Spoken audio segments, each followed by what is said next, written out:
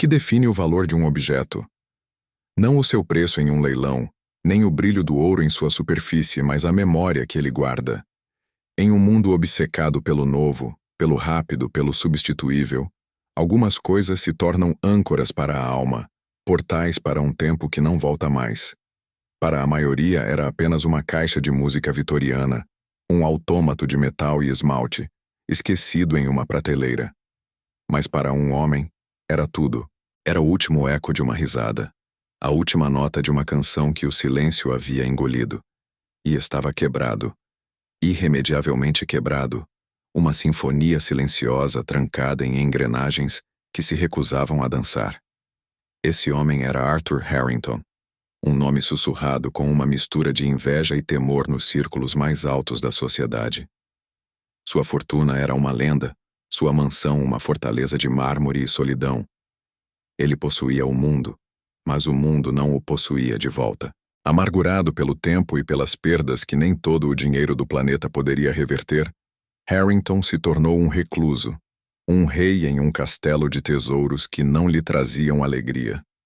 Apenas um objeto importava, o pequeno autômato. Ele havia convocado os melhores relojoeiros da Suíça, os mais brilhantes engenheiros de Tóquio, os antiquários mais renomados de Paris. Todos falharam. Todos olharam para a complexidade delicada de suas entranhas mecânicas e declararam sua morte, sentenciando a memória que ele guardava ao esquecimento eterno. Do outro lado da cidade, em um bairro onde o som predominante não era o de taças de cristal, mas o de ferramentas caindo no chão, vivia Léo. Um garoto que, na ausência de posses, aprendeu a possuir o conhecimento. Seus olhos não viam o mundo pelo que ele era, mas pelo que poderia ser. Cada relógio descartado, cada rádio mudo, cada brinquedo quebrado era um livro aberto, um quebra-cabeça a ser resolvido. Sua universidade eram os becos e as oficinas de concerto, onde ele observava, absorvia e entendia a linguagem secreta das máquinas. Ele não via apenas parafusos e molas, ele via a intenção do Criador, a lógica por trás da magia, a alma mecânica que dava vida ao inanimado. A história do milionário e seu brinquedo quebrado era um folclore local, uma fábula sussurrada sobre como a riqueza tem limites. Mas para Léo, não era uma fábula. Era um chamado. Ele passava pelos portões imponentes da mansão Harrington, não com inveja, mas com uma curiosidade que beirava a obsessão. Ele podia quase ouvir o silêncio do autômato, um grito mudo por ajuda que apenas alguém com sua sensibilidade poderia perceber. Aos seus olhos, não era sobre consertar um objeto para um homem rico. Era sobre restaurar uma história, sobre dar voz a uma memória que se perdeu. Era um desafio que transcendia a mecânica e tocava a própria essência da reparação. Assim, os dois mundos, separados por um abismo de classe e oportunidade, estavam destinados a colidir. De um lado, um homem com todos os recursos do mundo, mas paralisado pela impotência.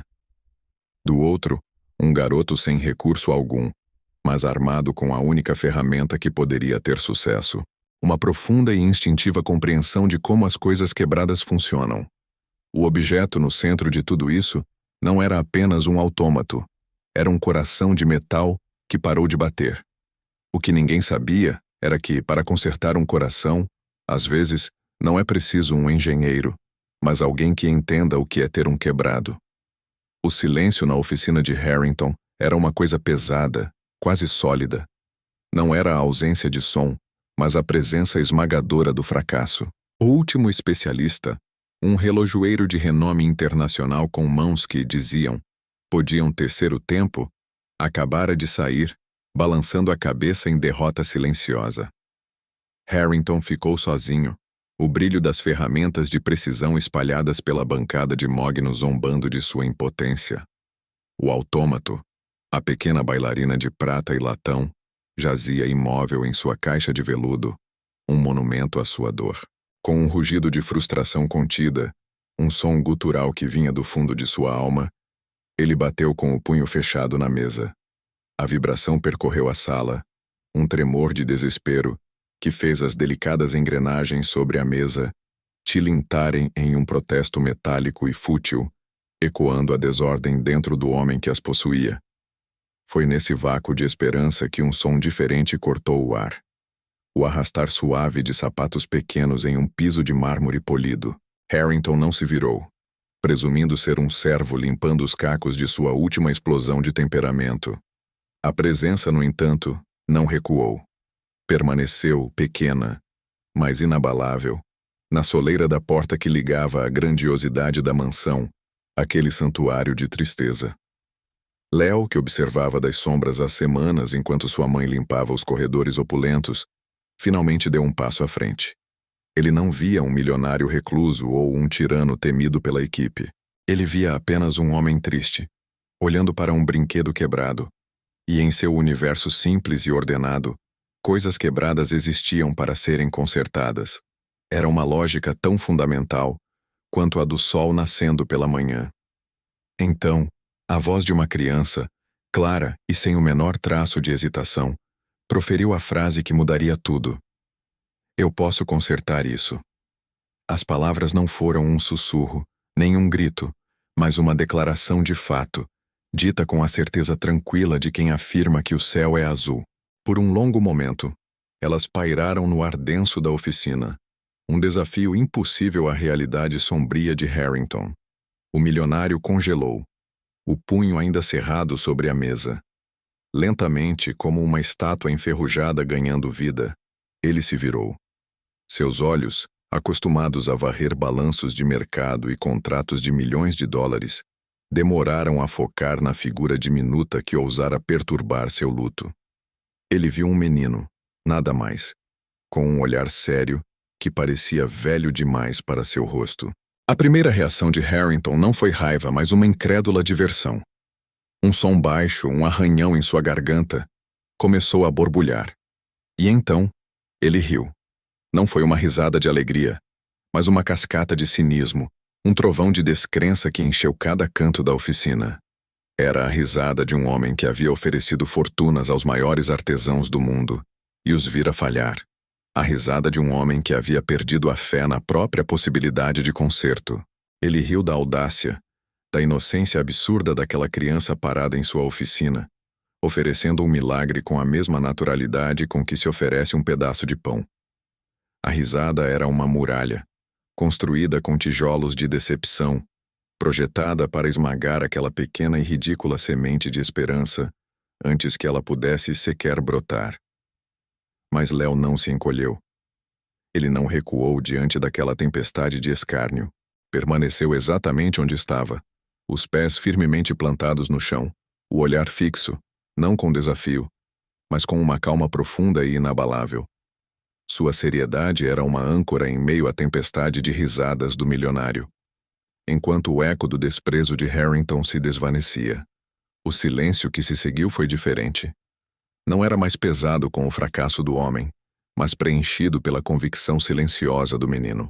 Naquele confronto de mundos, a amargura da experiência colidiu frontalmente com a pureza da promessa. E pela primeira vez em anos, a muralha de cinismo de Harrington começou a mostrar uma minúscula, quase imperceptível rachadura. A promessa havia sido feita. A risada de Harrington cessou, mas o eco do desprezo pairava no ar. Ele observou o menino, esperando um vacilo, um pingo de dúvida. Mas não havia nada. O olhar de Léo era firme, uma rocha de convicção, e foi essa certeza que transformou a zombaria do milionário em algo diferente. Uma curiosidade fria e cortante. Se o destino se recusava a lhe dar o que queria através da perícia e do dinheiro, talvez ele pudesse arrancar uma resposta através de uma aposta. Ele viu no garoto não mais uma criança, mas um peão em seu jogo final contra a desesperança. Um teste para ver se o impossível ainda tinha lugar neste mundo. Muito bem, garoto. A voz de Harrington soou baixa, sem calor. Você quer uma chance? Terá uma, mas será um pacto. Ele se aproximou, sua sombra engolindo Léo. Se fizer esta caixa tocar novamente, eu lhe darei um futuro. A melhor educação, uma casa para sua família, segurança para o resto de suas vidas. Sua existência será reescrita. Ele fez uma pausa, deixando o peso da oferta assentar. Mas se falhar, se em uma semana esta caixa permanecer em silêncio, você aprenderá que a esperança é uma fantasia para os tolos, e terá provado ser um deles. Harrington se virou, dando as costas ao menino, e caminhou até o autômato. Sua mão, antes cerrada em frustração, agora repousava sobre a madeira com uma delicadeza que contradizia sua natureza. O desafio em sua voz desapareceu, substituído por uma vulnerabilidade crua, um fio de dor que raramente deixava escapar. Você acha que isso é sobre uma máquina, não é? Sobre orgulho ferido ou o capricho de um velho rico? Ele traçou o contorno de uma das figuras imóveis. Os maiores especialistas do mundo olharam para estas engrenagens. Eles viram metal e molas. Eles não viram o que realmente está quebrado aqui. Esta caixa, ele continuou, a voz embargada, foi o último presente que dei à minha esposa Elara. Ela amava a melodia. Dizia que era a trilha sonora da nossa promessa. Via a bailarina não como um autômato, mas como uma alma dançando livremente. Nós passávamos horas assistindo, o som preenchendo o silêncio que a doença dela criava em nossa casa. Um suspiro pesado escapou de seus lábios. No dia em que ela se foi, a música parou. E desde então, este silêncio não é a ausência de som. É a ausência dela. É o som do meu fracasso. Ele finalmente se virou para encarar Léo. Pela primeira vez, o garoto não viu um milionário arrogante, mas um homem afogado em luto. Os olhos de Harrington brilhavam. Então entenda, garoto. A aposta não é sobre sua habilidade. É sobre o peso deste silêncio. Cada dia que esta caixa não toca, é um lembrete de que a alegria pode morrer e nunca mais voltar. Consertar isso não é um desafio técnico, é um ato de ressurreição. Você está dizendo que pode trazer de volta uma voz que o universo calou. Pense bem se tem força para carregar o peso de uma alma. O pacto estava selado. No dia seguinte, a vasta oficina de Harrington, um santuário de invenções e sonhos enferrujados, tornou-se o domínio de Léo. O silêncio era denso, quebrado apenas pelo tic-tac de um relógio de pêndulo e pela respiração contida do menino. Harrington observava de uma poltrona no canto, um espectro cético envolto em sombras, seus olhos afiados não perdendo um movimento. Para ele, aquilo era um espetáculo, a última cena de uma farsa. Para Léo, era um ritual sagrado. Ele não via a descrença, não sentia o peso do julgamento. Seus olhos estavam fixos na caixa, um universo que guardava um som perdido. Sobre a bancada, Léo não dispôs ferramentas de relojoeiro. Ele alinhou seus tesouros. Uma pinça de sobrancelha da mãe, afiada com uma pedra. Uma agulha de costura montada num cabo de cortiça. Uma pequena lupa de seu kit de detetive. Eram extensões de sua curiosidade, instrumentos de paciência. Com uma delicadeza que desmentia sua idade, suas mãos pequenas e firmes começaram o trabalho. Cada parafuso minúsculo era removido e colocado em ordem. Cada painel levantado com a reverência de um arqueólogo. Ele não estava desmontando um objeto, estava desvendando um segredo camada por camada com um cuidado cirúrgico. As primeiras horas foram uma dança de fracassos.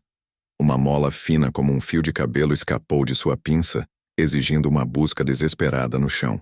Ao tentar realinhar uma engrenagem, ele a colocou com 1 milímetro de desalinhamento, travando o sistema com um clique frustrante. Harrington, da sua poltrona, soltou um suspiro de "Eu avisei". Mas Léo não se abalou. Cada erro não era uma derrota, mas uma lição. Ele aprendia a linguagem da máquina, suas tolerâncias e fragilidades. Com calma metódica, ele desfazia o erro, respirava fundo e tentava de novo, seus movimentos se tornando mais íntimos do mecanismo a cada tentativa. O sol da tarde invadiu a oficina, pintando faixas de luz sobre a poeira, e a natureza do problema se revelou. Léo já não movia peças. Ele diagnosticava. Com a lupa pressionada contra o olho, ele seguia o caminho da energia, desde a mola principal, passando por cada roda dentada, cada pino. Ele visualizava o fluxo, como um médico traçando o sangue nas veias.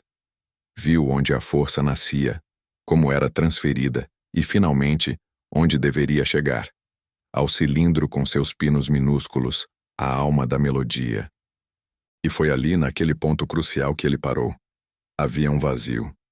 Não uma peça quebrada, um dente lascado ou uma mola frouxa. Era um espaço em branco na sintaxe da máquina. Uma engrenagem deveria conectar o trem de força principal a um pequeno regulador que controlava a velocidade do cilindro, mas não havia nada ali. Apenas os furos de montagem, vazios, expectantes. Ele traçou o contorno fantasma da peça com o dedo, imaginando sua forma. O silêncio da caixa não era um sintoma de doença, era o resultado de uma amputação.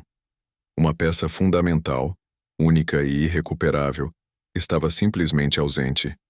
O desafio mudara de reparação para uma ressurreição impossível. O silêncio na oficina não era mais de concentração, mas de um vazio profundo. Onde antes havia o som de ferramentas e a esperança de um concerto, agora restava a ausência. A peça que faltava não era apenas um componente, era a alma da melodia, o eco perdido que Léo precisava encontrar. O fracasso pairou no ar por um instante pesado e frio, mas foi rapidamente substituído por algo diferente. Uma faísca de desafio. Se a peça não existia mais no mundo, ele a traria de volta. A tarefa havia mudado. Não se tratava mais de reparar, mas de ressuscitar. A oficina, antes um santuário de concertos, transformou-se em um laboratório de criação, e Léo, seu único e obstinado alquimista. Sua busca começou não em metal, mas em papel. As noites se tornaram um borrão de diagramas amarelados e textos em latim sobre a arte da relojoaria suíça do século XVIII. Ele mergulhou em arquivos municipais e bibliotecas empoeiradas, procurando por qualquer menção ao artesão original, qualquer esquema que pudesse revelar a geometria exata e a composição daquele componente fantasma. Suas mãos, normalmente sujas de graxa, agora estavam manchadas de tinta e da poeira de séculos. Ele não estava apenas tentando copiar uma forma, estava tentando entender a mente de seu criador, decifrar a física e a poesia por trás daquela pequena engrenagem que transformava o silêncio em som.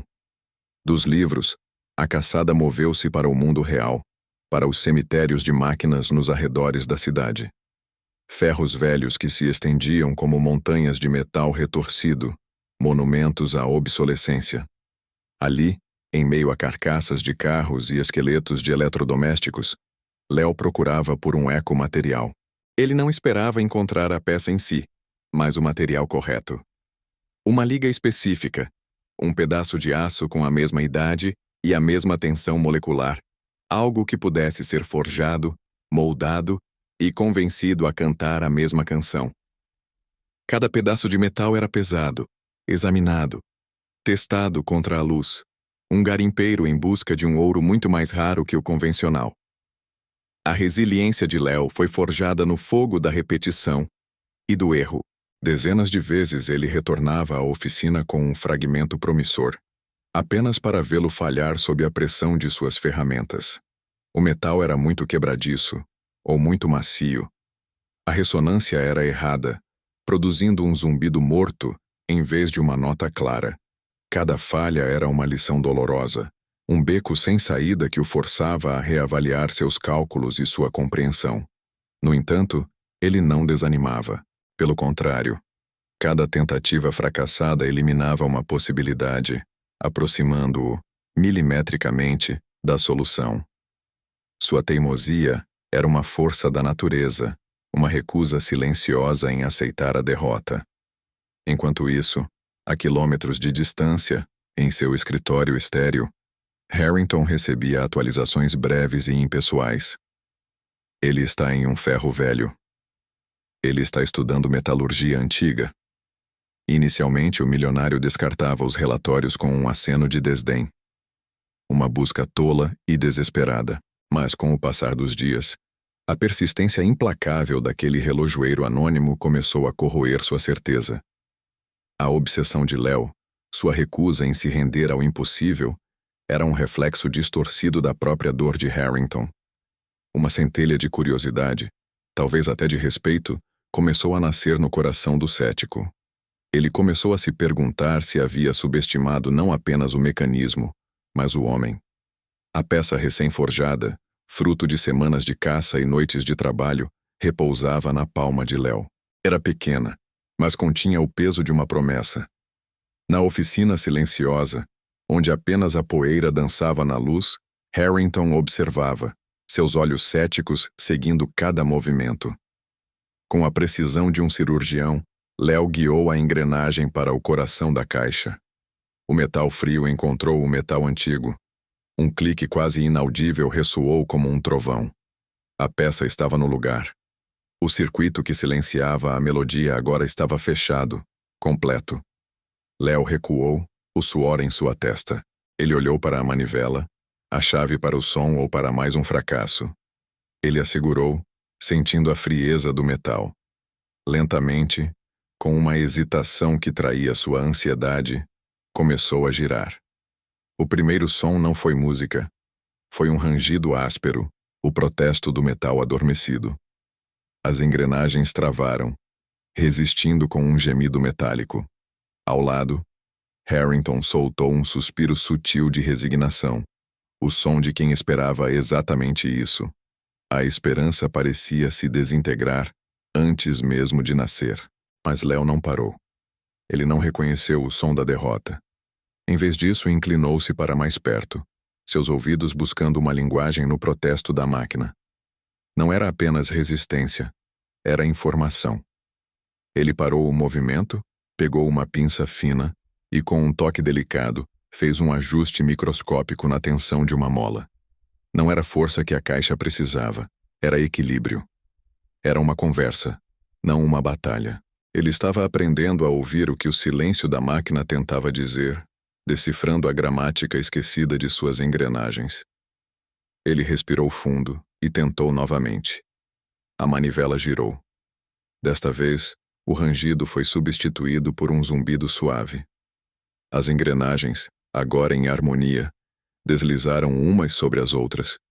O cilindro cravejado de pinos começou sua lenta rotação, uma jornada que não fazia há 50 anos.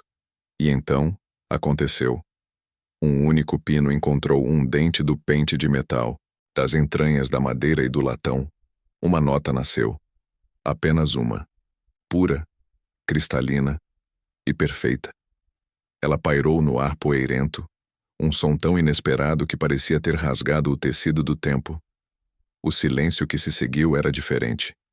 Não era um vazio, mas um espaço preenchido pelo eco daquela nota. Léo ergueu o olhar, o rosto uma máscara de exaustão e triunfo. Seus olhos encontraram os de Harrington. A fachada cínica do velho havia desmoronado. Em seu rosto não havia mais dúvida, mas um espanto profundo, quase infantil.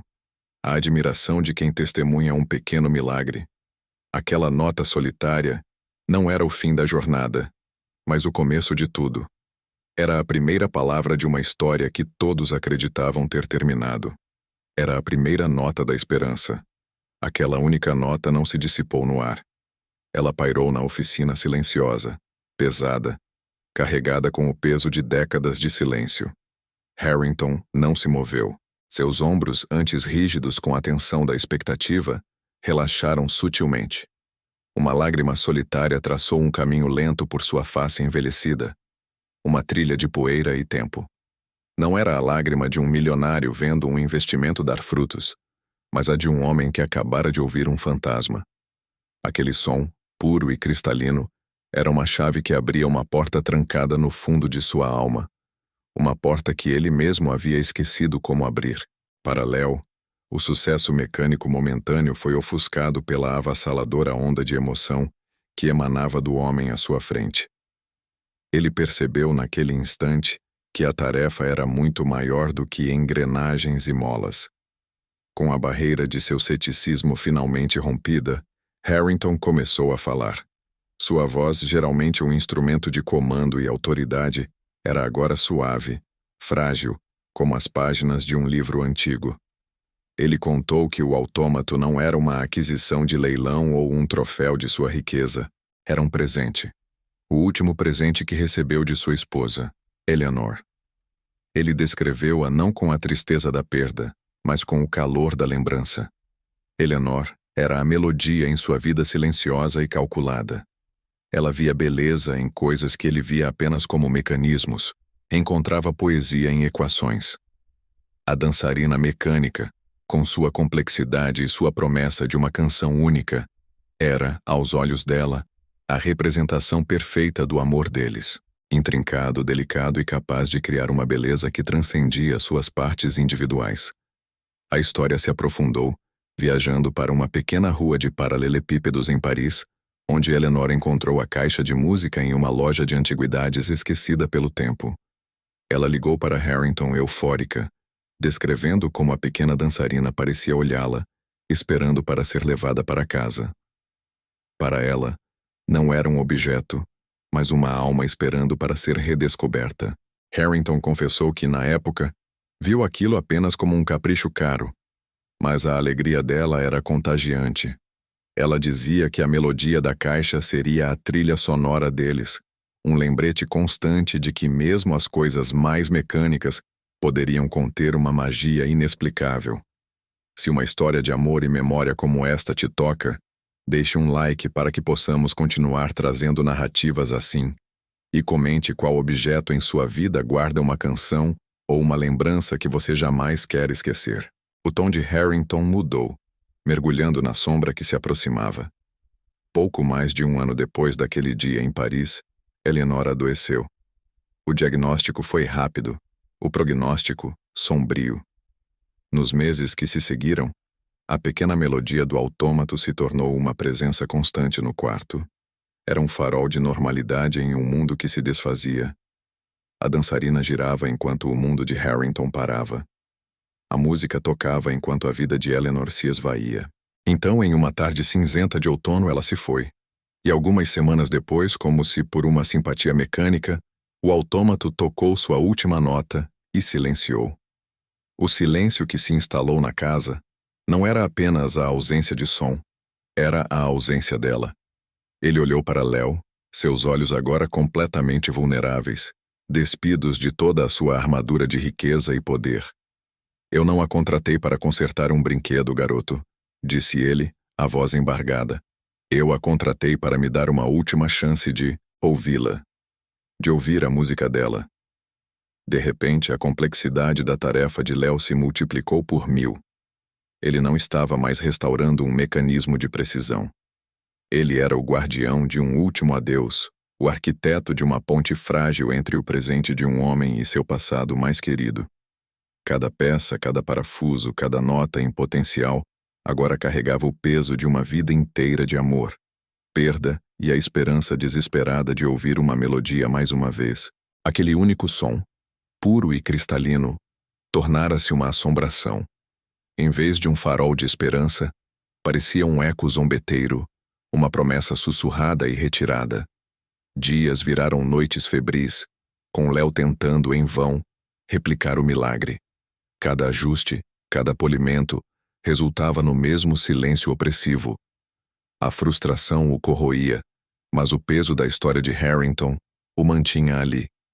A memória de Eleanor estava entrelaçada em cada engrenagem. Ele não consertava um objeto, tentava reanimar um coração, e o silêncio da máquina era o de uma perda que agora sentia como sua. Esgotado, Léo afastou-se da bancada. A lógica do relojoeiro havia falhado. Ele parou de procurar o que estava quebrado e começou a se perguntar por que fora construído daquela maneira. Seus dedos traçaram os caminhos do mecanismo, não como um técnico, mas como um arqueólogo decifrando uma linguagem. Ele notou as idiosincrasias, as escolhas de design que desafiavam a eficiência, que pareciam quase caprichosas. Havia uma lógica ali, mas não a da engenharia. Era uma lógica pessoal, a assinatura de um criador que não estava construindo uma máquina, mas contando uma história através do metal. Seu olhar fixou-se num conjunto de cames e pinos de latão, uma constelação mecânica que sempre pareceu ilógica, desnecessariamente complexa. Então, o eco daquela única nota voltou à sua mente. Ele a murmurou baixinho. Seus olhos percorreram o padrão dos pinos novamente. A distância entre eles, a altura, a sequência, não era aleatório. Ele murmurou a nota de novo, mais forte. E viu. Não era um arranjo mecânico, era uma partitura. A máquina não estava programada para tocar uma canção. A própria estrutura dela era a canção, codificada em sua anatomia de metal. O estalo em sua mente foi mais alto que qualquer engrenagem. O problema nunca fora uma peça quebrada. Esses eram apenas os estragos do tempo, sintomas, não a causa. O verdadeiro desafio era um segredo, uma fechadura invisível no coração do autômato. E a chave não era uma ferramenta, era aquela melodia. Toda a calibração, cada tensão mínima, fora afinada para responder unicamente à ressonância daquela canção. Não era um defeito de design, era a mais genial das proteções. Um sistema de segurança nascido do amor, garantindo que apenas quem conhecesse a alma da máquina, a canção de Eleanor, pudesse despertá-la. De repente, tudo mudou. Sua missão não era mais a de um restaurador, mas a de um maestro. Ele não precisava forçar as peças a se encaixarem. Precisava ensiná-las a dançar juntas novamente. O trabalho não era sobre substituir o que estava velho, mas sobre redescobrir a harmonia original, realinhar cada componente não a um diagrama, mas à vibração de uma memória. O defeito mecânico era apenas a dissonância, o ruído causado pela ausência da música. Para consertar a máquina, Léo entendeu que precisava parar de ser um mecânico. Ele precisava se tornar a própria melodia. A descoberta da melodia não foi o fim, mas o verdadeiro começo. O ar na oficina mudou, a tensão se dissipou, substituída por uma quietude reverente. Léo, com as ferramentas em mãos, não era mais um mecânico lutando contra engrenagens teimosas. Ele se tornara um maestro, afinando um instrumento de memória. Cada peça, cada fio, agora possuía um novo significado. Uma nota em uma partitura que só ele e Eleanor, de alguma forma, compartilhavam. O autômato não era mais um quebra-cabeça de metal, mas um receptáculo de uma canção de amor esperando para ser tocada novamente. O trabalho que se seguiu era de uma delicadeza cirúrgica. Léo movia-se com uma precisão que desmentia sua idade, seus dedos dançando sobre os circuitos e mecanismos. Ele não estava apenas consertando, estava recalibrando a alma da máquina. A chave não era a força, mas a escuta. Ele pressionava uma tecla, ajustava um micrômetro e esperava, sentindo a vibração através do metal frio, buscando a ressonância perfeita que a melodia exigia. Harrington observava em silêncio absoluto, cada movimento do garoto uma revelação, vendo a lógica e a empatia se fundirem em um ato de criação. As horas se arrastaram e a luz do dia cedeu à escuridão. Mas Harrington não se moveu. A poltrona que antes era seu trono de ceticismo, agora se tornara um posto de vigília. Ele não estava mais supervisionando um serviço, estava testemunhando um milagre. Em cada ajuste preciso de Léo, via um reflexo do cuidado de Eleanor, a mesma paciência e dedicação a um ideal de perfeição. A barreira entre o milionário e o garoto se desfez, erodida pela admiração e um propósito comum.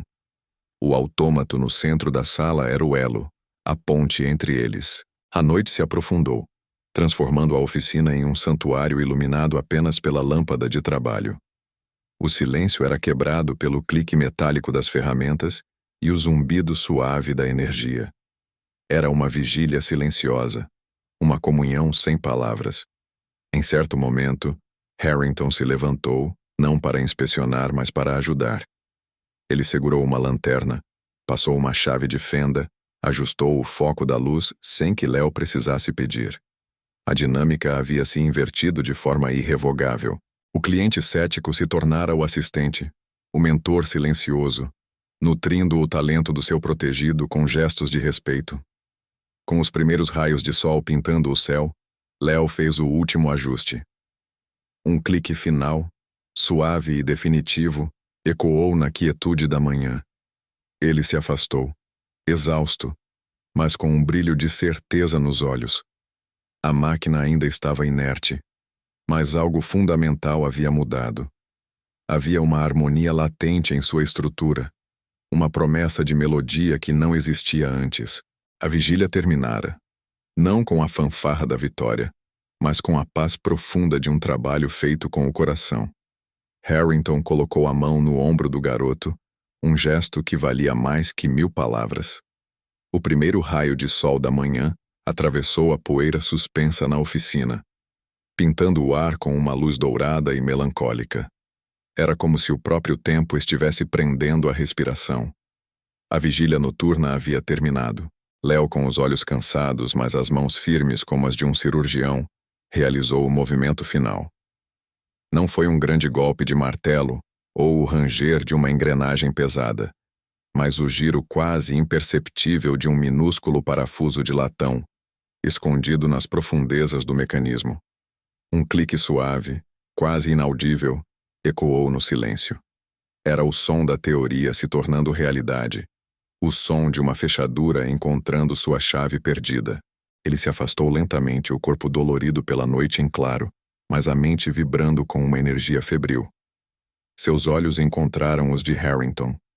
O velho estava de pé, rígido, a xícara de café intocada e fria ao seu lado.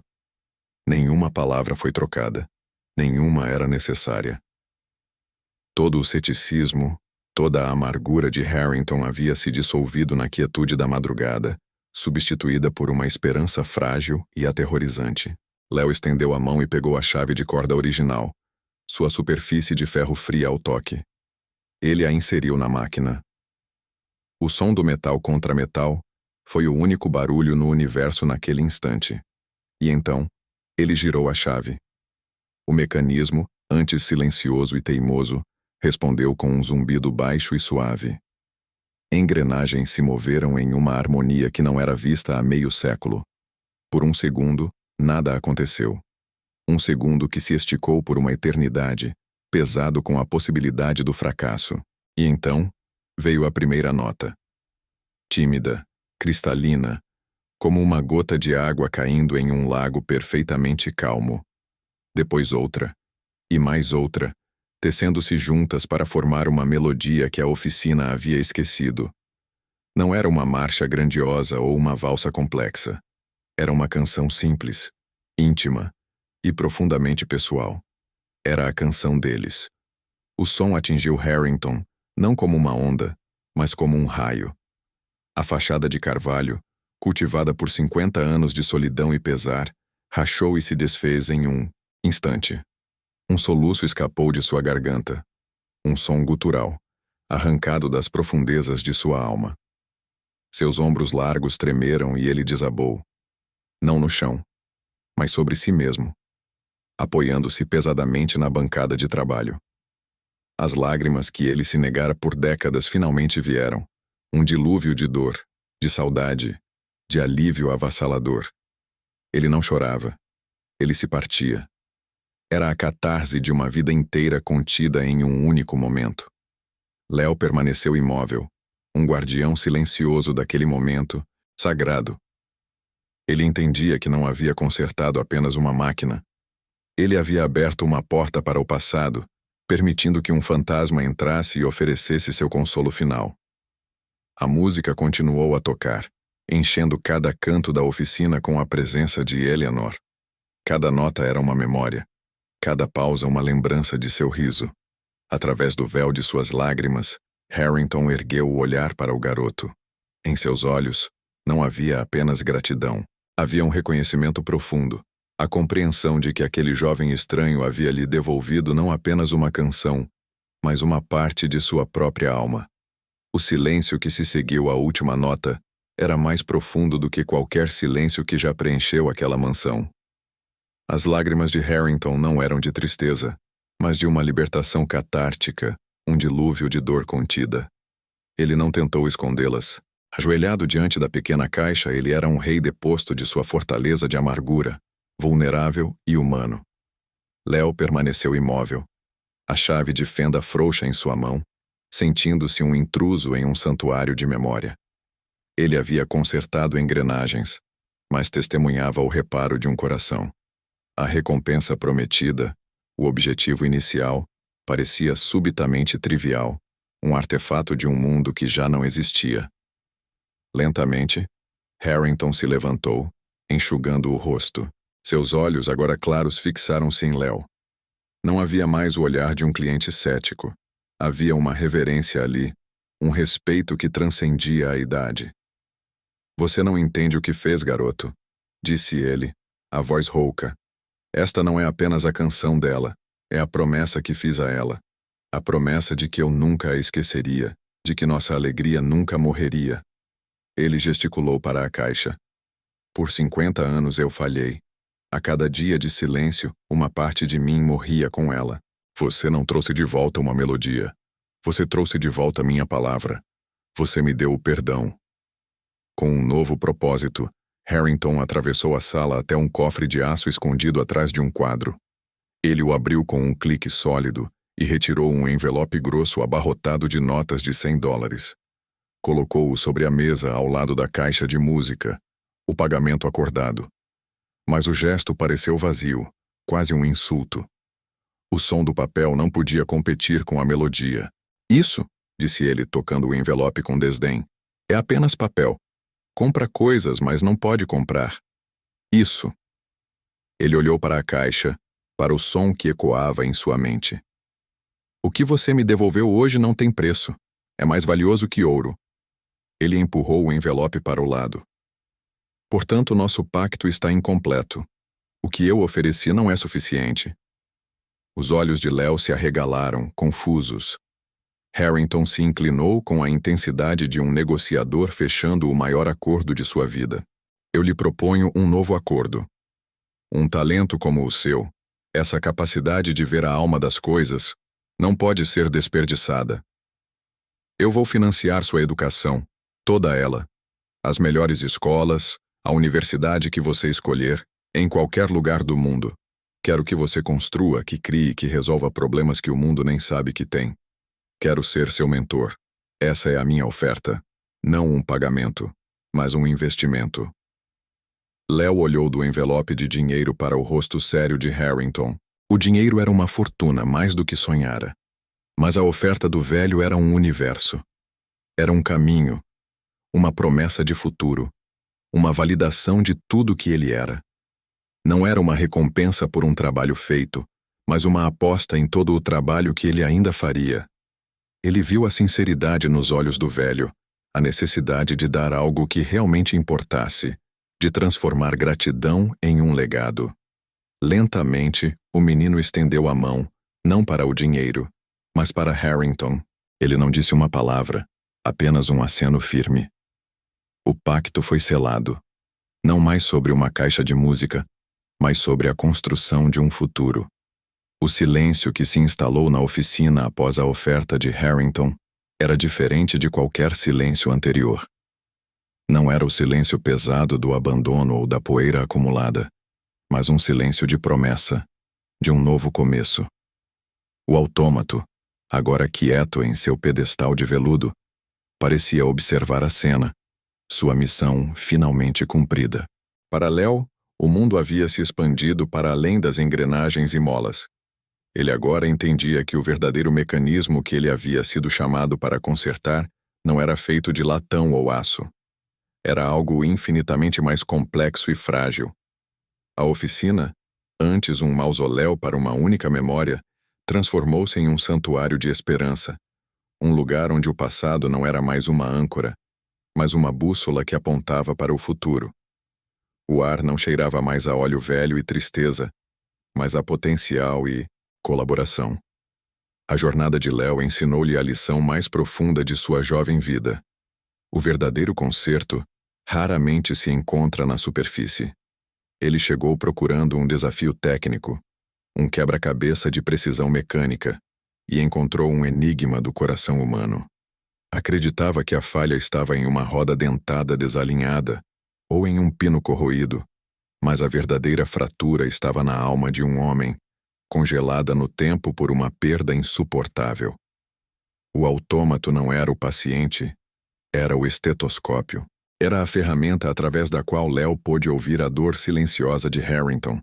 E a melodia não era apenas uma canção, mas a prescrição para a cura. Ele aprendeu que as máquinas mais intrincadas que existem são as nossas próprias memórias, e as ferramentas mais poderosas para repará-las são a empatia, a paciência e a coragem de acreditar no impossível. Todos nós, em algum momento, nos deparamos com nossos próprios autômatos quebrados. Podem ser projetos abandonados, sonhos esquecidos ou relações fraturadas que parecem irreparáveis. Nós nos concentramos nos sintomas visíveis. A discussão não resolvida, a meta não alcançada, o silêncio que se instala entre duas pessoas. Tentamos forçar as peças a se encaixarem usando lógica e esforço, sem perceber que, muitas vezes, o problema não é mecânico, mas emocional. A história de Harrington e Léo nos lembra que o conserto mais significativo acontece quando olhamos além do problema óbvio e perguntamos qual é a verdadeira dor por trás dele. A engenhosidade de uma pessoa, quando combinada com a compaixão genuína, pode se tornar a chave que destrava a prisão emocional de outra. O legado daquele concerto transcendeu as paredes da oficina. A Dama de Prata tornou-se um símbolo, não da perfeição mecânica, mas da resiliência do espírito humano. Harrington, redescoberto e revigorado, não apenas ensinou a Léo os segredos da relojoaria, mas também a arte de ouvir o que não é dito. Ele passou adiante um conhecimento que não estava nos livros, a sabedoria de que cada objeto que criamos carrega um fragmento de nossa alma. A oficina floresceu, tornando-se um lugar onde jovens aprendizes não vinham apenas para aprender um ofício, mas para entender que seu trabalho poderia tocar vidas de maneiras que nunca imaginaram. O verdadeiro concerto, afinal, não é restaurar um objeto ao seu estado original, mas permitir que ele evolua e crie um novo e mais belo propósito. Assim, a história do menino e do relojoeiro conclui que o reparo mais importante nunca foi sobre o autômato. Foi sobre reparar a conexão humana, a esperança e a capacidade de seguir em frente. A engenharia mais brilhante é aquela que consegue construir pontes sobre abismos de dor. Se você acredita que algumas histórias têm o poder de consertar o mundo, um coração de cada vez, inscreva-se no canal e ative as notificações. A próxima jornada que vamos desvendar envolve um código que ninguém conseguiu quebrar por mais de um século, um segredo que, se revelado, poderia reescrever a história como a conhecemos. Clique no vídeo que aparece na tela e junte-se a nós nessa investigação. Você não vai querer perder.